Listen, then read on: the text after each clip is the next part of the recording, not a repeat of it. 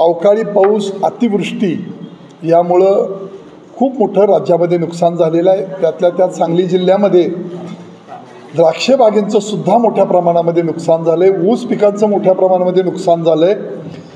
आणि अशा वेळेला शासनाची मदत ही 2 तालुक्यात मिळून साधारण 60-61 कोटी रुपयापर्यंत आलेली आहे। त्याचा पाठपुरावा करून त्या दृष्टिकोनातून लवकरात लवकर शेतकऱ्यांना मिळावे यासाठी काही आम्ही प्रश्न हाती घेऊन आंदोलनही उभा राहिली। पण आज शेतकऱ्यांच्या पुढचं मोठं संकट आहे की द्राक्ष बागायतदार आणि डाळिंब बागायतदार हा मोठ्या अडचणीत सापडला आहे। परवा CM साहेबांची आणि ह्या सगळ्या शेतकरी नेत्यांची बैठक झाली, त्यामधला वृत्तांत असा माझ्या कानी आला की जूनला आपण ते करूया, जून ही कट ऑफ डेट होईल, मार्च नंतर थकबाकी झाल्यानंतर NPA व्हायला 3 महिने लागतात, त्यामुळे जूनची तारीख धरली।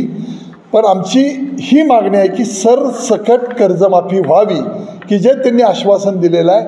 आणि या संबंधामध्ये द्राक्षाच्या संबंधामध्ये डाळिंबाच्या संबंधामध्ये काही चळवळीत काम करणारे नेते आणि काही त्यावर अभ्यास करणारे हुशार माणसं, अभ्यास करणारे शास्त्रज्ञ म्हणू आपण, ती माणसं बोलवून एक चर्चासत्र घेतोय।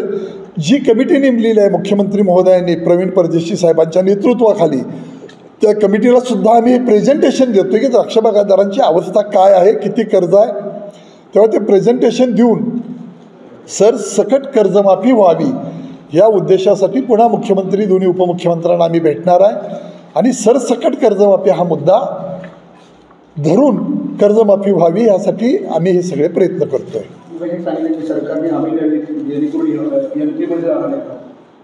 जर जूनला लोकांनी मार्चला पैसे नाहीत भरणार नाहीत, पैसे नाहीत म्हणून भरणार नाहीत, पण ती खाती सगळी खाती ती NPA जातील आणि पुन्हा त्या शेतकऱ्यांना दुसऱ्या बँकेकडून किंवा कोणाकडून कर्ज घ्यायचं झालं तर मिळणार नाही, कारण सिबिल खराब झालं तर 2 वर्ष। त्यांनी एक स्टेटमेंट दिलं होतं आमच्यात, लगेच मी स्टेटमेंट दिलं की एका स्टेजवर कुठं आणि किती वाजता यायचं सांग, आपण ती सगळी कागदपत्र घेऊन जातो। तमाशातला नाचासुद्धा एवढं सोंग करत नाही, एवढं सोंग चाललेलं आहे आता त्यांचं, तेव्हा एकदा उघडं करूया। किती खोटं